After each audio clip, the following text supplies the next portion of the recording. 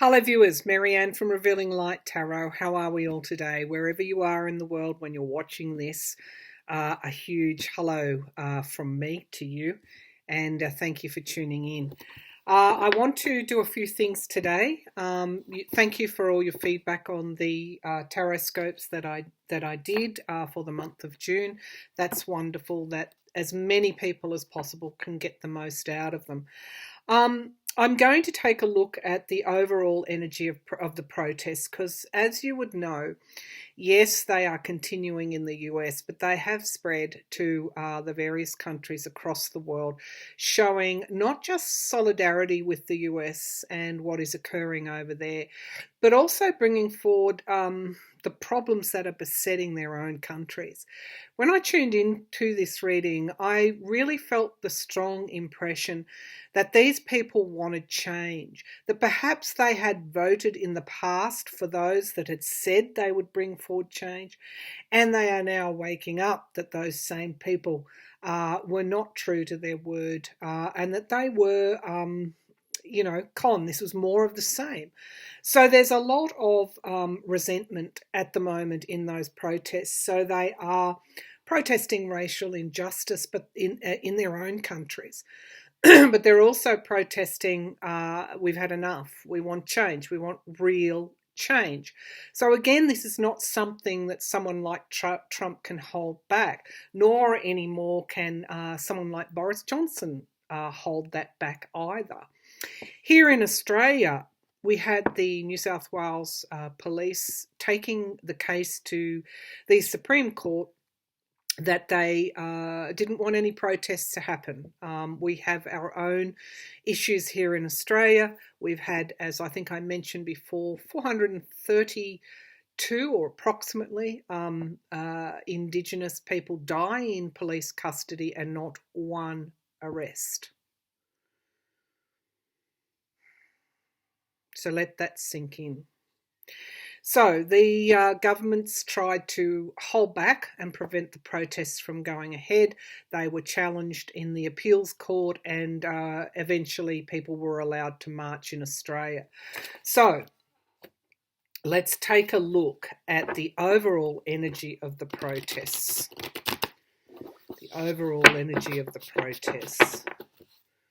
It is about Black Lives Matter, but it's also about injustice generally, and a feeling that the current crop of leaders who promised change did not deliver it. Okay. So, in a way, it's almost like a revolutionary energy. I talked about is this evolution or revolution? Well, maybe you've got to have a revolution to have evolution. All right, so let's have a look. Overall energy, please, Spirit, of the protesters. Yeah, it's pent up. It's very, very pent up energy, not just for this year or 3 years, nor 10 years, nor 20 years, or even 30 or 40 years. This is memory. This is also, I'm getting very strongly, this is almost like an imprint in our DNA that it's like when you're in a bad relationship and you stick with it, and something occurs and you're able to gloss over it, and something else occurs and you kind of, and then ultimately there is that thing, that tipping point that tips you over.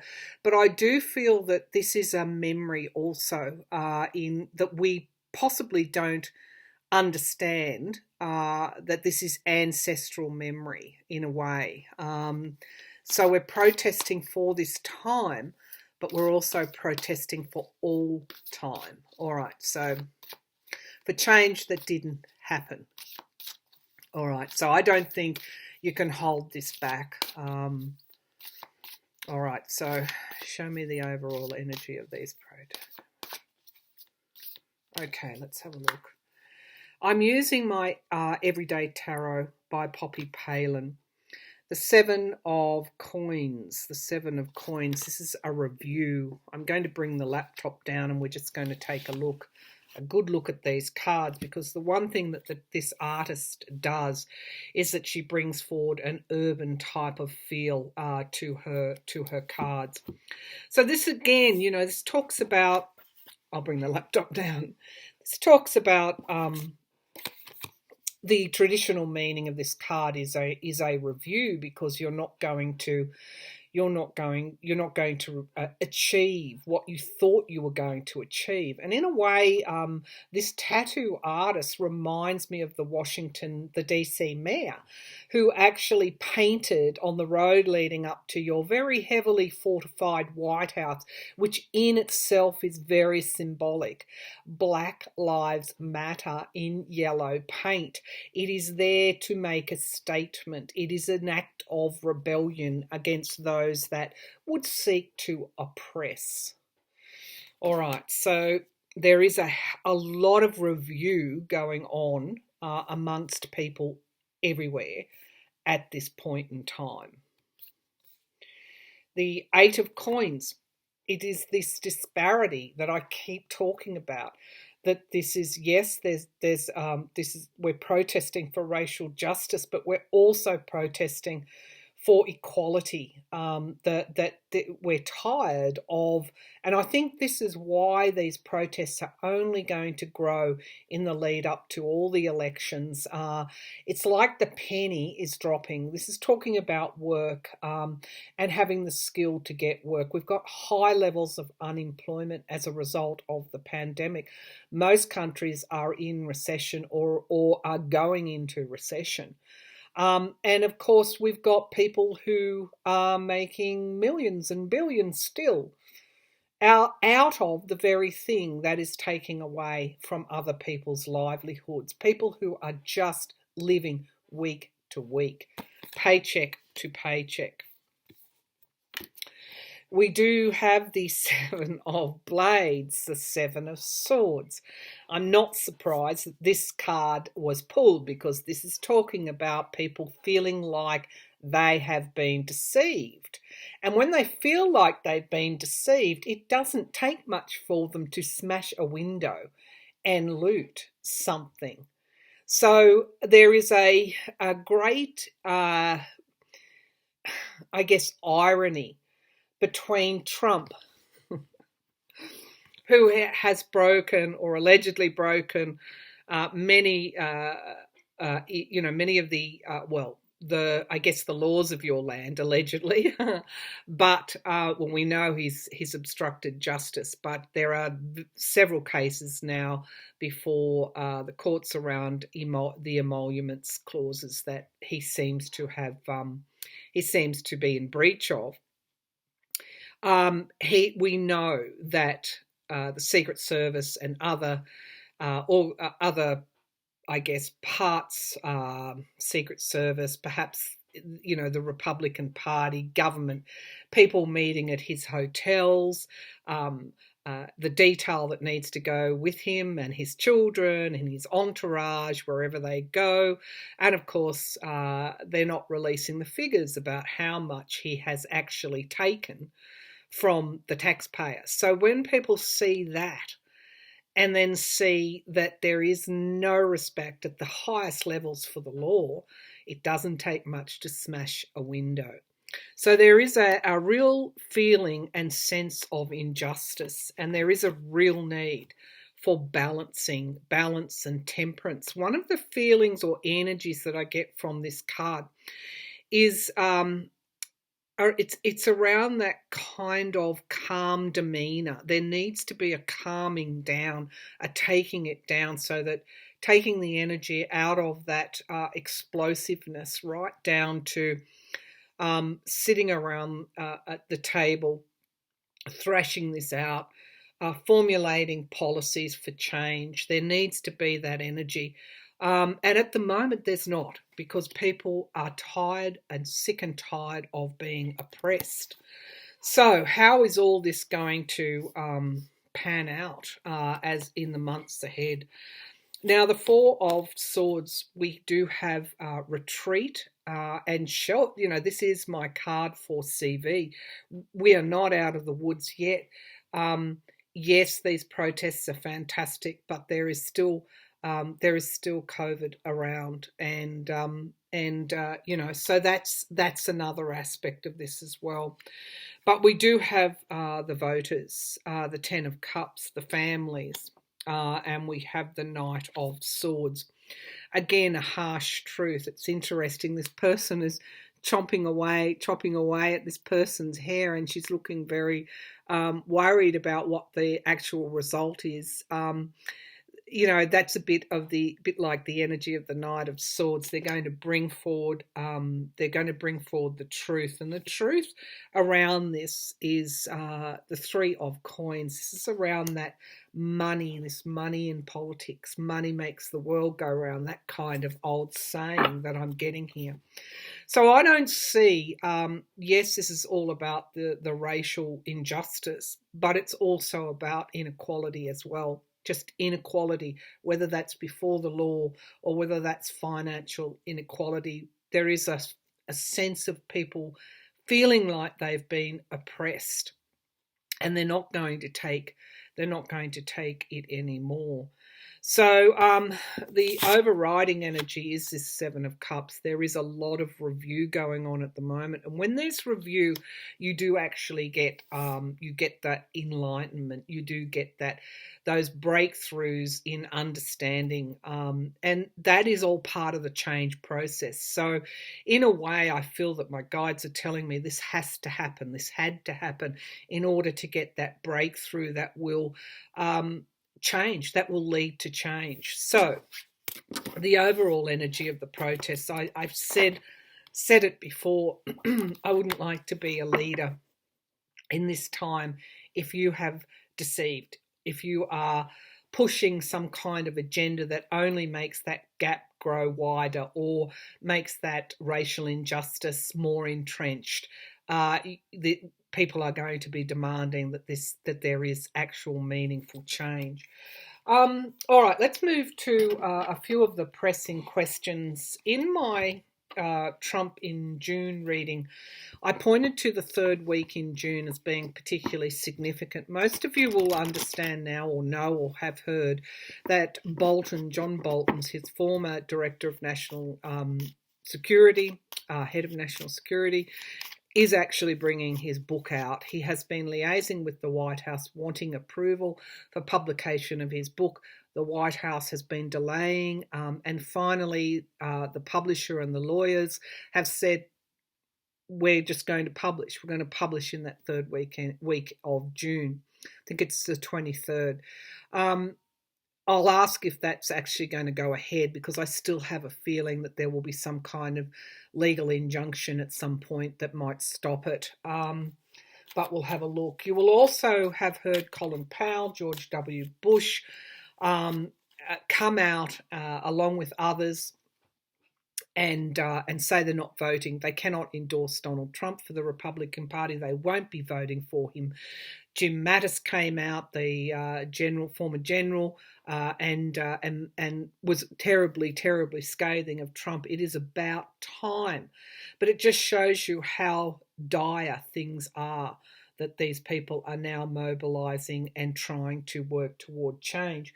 Mitt Romney, who actually voted to impeach Trump in the Senate, was the only GOP senator, is out there marching as well, with the Christian marchers marching for racial justice and Black Lives Matter. So change is afoot. And what do we see in relation to change? I don't think you need to look any further than the heavily fortified White House, which is supposed to be the people's house. So this is Trump versus the people. All right, let's have a look at, I want to have a look at those Republicans, particularly the Republican senators who have not held, I repeat it again, not held this president accountable. What do they think of Donald Trump? What's going on in their heads? What do these Republican senators think of Donald Trump? What do these Republican senators think of Donald Trump? Knight of Swords. Remember the card where that person was cutting someone's hair? Um, this is a harsh truth. They're actually quite, shocked. How much further will he go? What else is going to emerge? And the harsh truth is hitting them too. They aided and abetted this person. They are thinking toward the election. I'm using my spellcasters deck and the win in 2020. I think there's a dawning realization that if hundreds and hundreds of thousands of protests can occur, then what people will not be holding back to vote this president out of office and vote them out. So the harsh truth is that the win is not assured for them. There are, again, real concerns that the Republicans will lose the Senate. This is the harsh truth that they're facing at the moment. As you see those protests everywhere in other places across the world, it also points to how deeply allied these leaders can be to Donald Trump. In many and I think in most cases these are traditional US allies. What are these leaders going to do? Our Australian leader has been invited to the G7 supposedly in September. If he aligns himself with Trump in the way that he has done in the past, with a Biden win in 2020, where is he going to stand? And also the growing, unrest in our country, protesting against this president. So, leaders are going to be thinking twice how much they visibly support this president. We've got the King of Wands here. So this is leadership as well, standing up to be counted. I feel they feel that they're going to be judged, and particularly for Trump's relationship with Russia. They feel that the harsh truth is coming out. They feel that it is only a question of time around his connections with Russia, Russian interference in the elections. It's interesting that the truth takes so long to emerge, that the penny takes so long to drop. But when it does, it's a unrest. The process gives you unrest, but ultimately there's that change that happens. And this is where they are now. They are facing a very harsh truth. Let's keep going for a few more cards. They are particularly worried around the Trump organization and the truth coming out around the stories that we've heard for decades around Trump's relationship with particularly Russia and the Trump organization's accusations around money laundering. They are worried, which begs the question: what do they know? What do they know right now?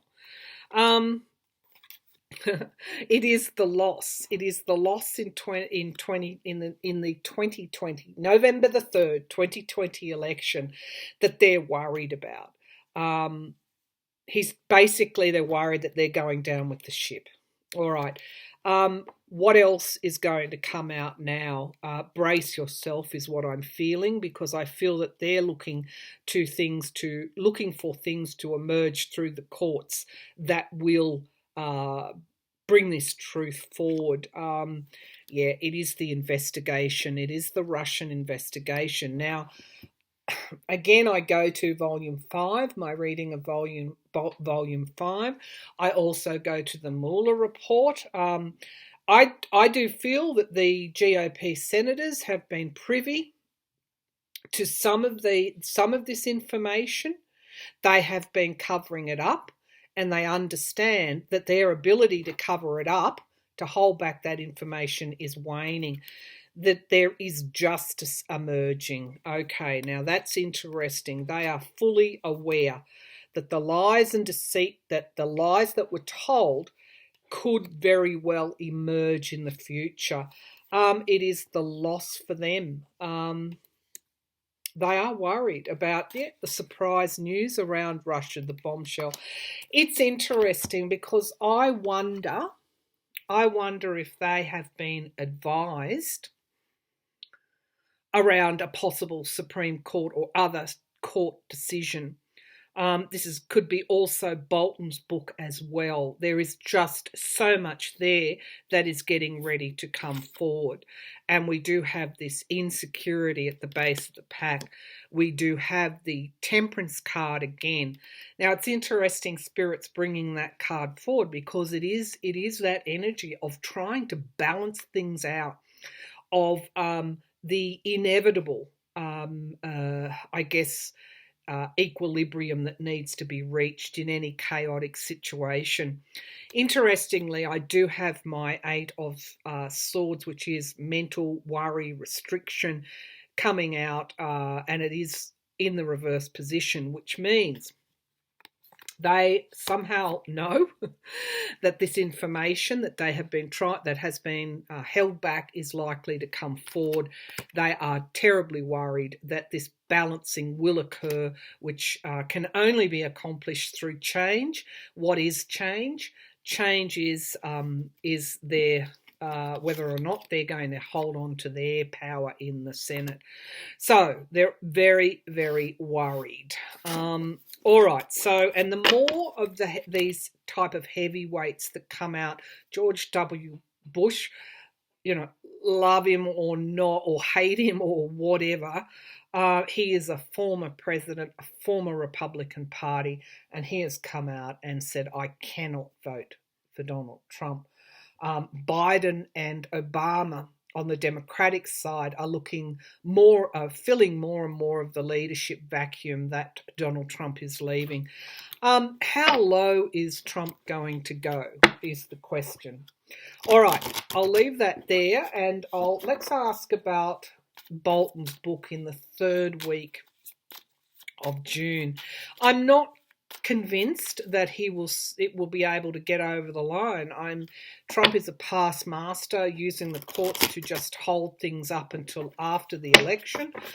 Will he be able to do this with Bolton's book? It's come right down to the wire, I feel. Will Bolton bring out his book on or about in June? Let's just say the tentative date is the 23rd. But let's just say, will Bolton bring his book out in June? So I'm seeing that they have been stalling for months and months and months, because I'm getting the image of the Hanged Man, but I'm also getting the image of the Ten of Pentacles. So Trump's business.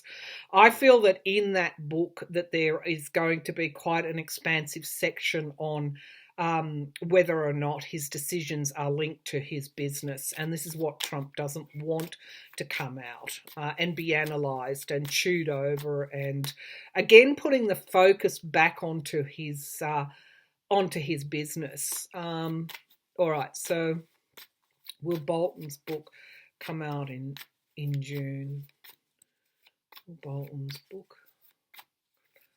come out?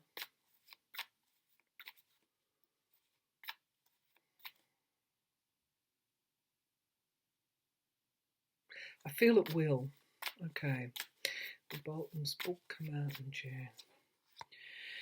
Queen of Pentacles, national security, my card for national security. Let's bring the laptop down. What is challenging that? Anxiety. So this is probably a good couple of cards here, signifier cards for Bolton. Regardless of whether he stepped up before or not in the Ukrainian matter during the impeachment, he chose not to. I feel that at the basis of this is his, worry. He at some level, Bolton was worried about this president in terms of compromising national security. I do have a commitment and a contract at the basis as the foundation of the reading, and this is this executive privilege, this commitment or contract that John Bolton had to the Trump White House. There has been it was a crossroads, a decision made. So this is in the past position. So I feel for them to say we are publishing on the 23rd of June, to give us a date and to say we're moving beyond the White House. We're not going to wait anymore for White House approval. I feel that they made that decision in the full knowledge of what could occur. So I'm just feeling the complexity of these negotiations in the past. At some point they've said, no, we're just going to go ahead. This is the Sun card, and it's in the potential future, again affirming my thoughts that the book will actually be published, and it will be quite illuminating. Again, yes, the Ace of Cups. It's going to be quite, I've no real liking or respect for John Bolton. He's what I would call a warmonger, but his book's going to be quite important in some way. The moment we've got the Eight of Cups, which is turning away from something that no longer serves you, and we do have the Tower moment.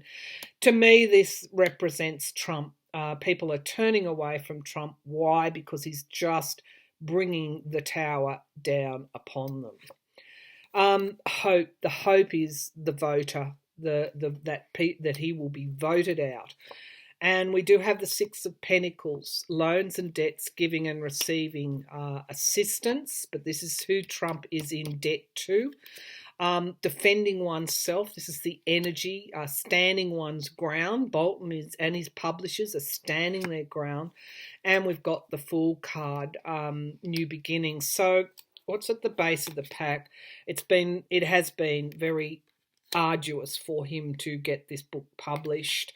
I feel there has been a lot of skilled people trying to hold it back, lawyers working on the case, both to hold it back and also to get it published.